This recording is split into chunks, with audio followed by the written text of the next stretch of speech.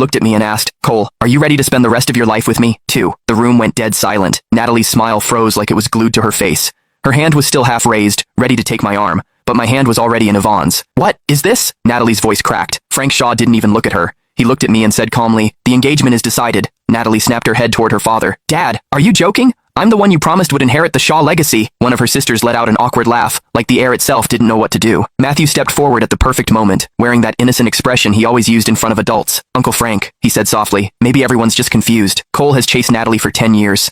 Choosing Yvonne, it feels sudden. Are you sure this is what he wants? Natalie grabbed onto that like a lifeline. Exactly, she said, voice rising. He's just trying to threaten me. He's always been desperate. She turned to me, eyes sharp, humiliating, familiar.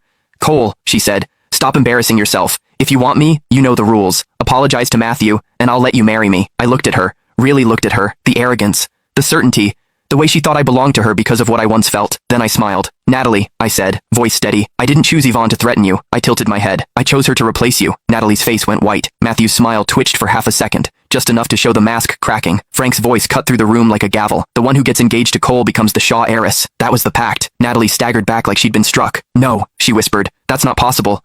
Then she snapped her eyes to Yvonne. Yvonne stood there, pale but upright, holding my hand like it was the only thing keeping her steady. Natalie's lips curled. Yvonne, she said sweetly, cruelly, you shouldn't even be standing. You're sick. You're weak. You won't survive. The room tensed. I felt Yvonne's fingers tighten around mine. Frank's expression darkened. And then Natalie leaned in closer and said the one thing that made my blood run cold, because she should not have known it. Your surgery, she whispered. It won't save you this time. Natalie's whisper made the air turn sharp. Yvonne's fingers trembled in mine, just once. Then she steadied herself like she refused to be seen as weak. Frank's face darkened. Nat, what did you just say? Natalie blinked, then forced a laugh. I'm just being realistic. She's always sick. Everyone knows that, but I saw it. The split-second panic she tried to hide, because she had said it too precisely. Matthew stepped in, smooth as always. Uncle Frank, please. Natalie didn't mean anything. She's just emotional. I looked at Natalie. Emotional or confident? Natalie's chin lifted. You think you're clever, Cole? Fine. Choose Yvonne, but don't come crying when everything falls apart. She walked past Yvonne and brushed her shoulder, light as a feather. Yvonne flinched, like ice touched her skin. My eyes snapped down. A faint red mark bloomed on Yvonne's wrist, thin, like a rash, but it spread too fast. Yvonne's breath hitched. Cole, I feel dizzy. Frank rushed forward. Call the doctor. Now. Natalie did